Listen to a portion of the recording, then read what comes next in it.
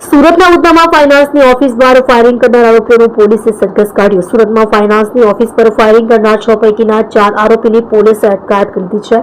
જે 4 આરોપીઓનું પોલીસે આજે સરઘસ કાઢ્યું હતું। એક આરોપીની પેન્ટ જાહેરમાં ભીની થઈ ગઈ હતી। સુરત ડીસીબી અને ઉધના પોલીસે આરોપીઓની અટકાયત કરી સ્થાનિક વિસ્તારમાં આરોપીઓનું સરઘસ કાઢીને કાયદાનું ભાન કરાવ્યું।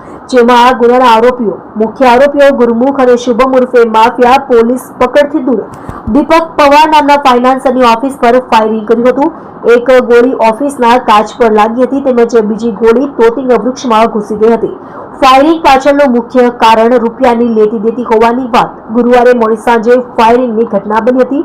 ઉધનામાં વેલકમ પાન સેન્ટરની નજીક નિવૃત્ત પોલીસ કર્મીના પુત્રની ફાઇનાન્સની ઓફિસની બહાર ગુરુવારે મોડી સાંજે ફાયરિંગની ઘટના બની હતી। બાઇક સવાર 2 હુમલાખોર 2 રાઉન્ડ ફાયરિંગ કરી ભાગી ગયા હતા।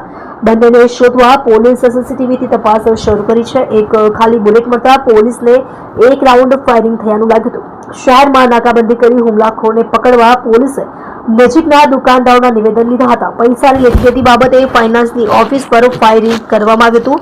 7 વર્ષ પૂર્વે સ્પેશિયલ બ્રાન્ચમાંથી એએસઆઈ તરીકે નિવૃત્ત થનાર સુરેશ પવારનો પુત્ર દીપક આરાધ્ય કોર્પોરેશનના નામે ફાઇનાન્સનું કામ કરે છે। દીપક વીસીની જેમ અંદરો સભ્યોને વ્યાજે નાણાં આપતો હતો। ઘટના સમયે દીપક તેના મિત્રો સાથે ઓફિસમાં બેઠો હતો।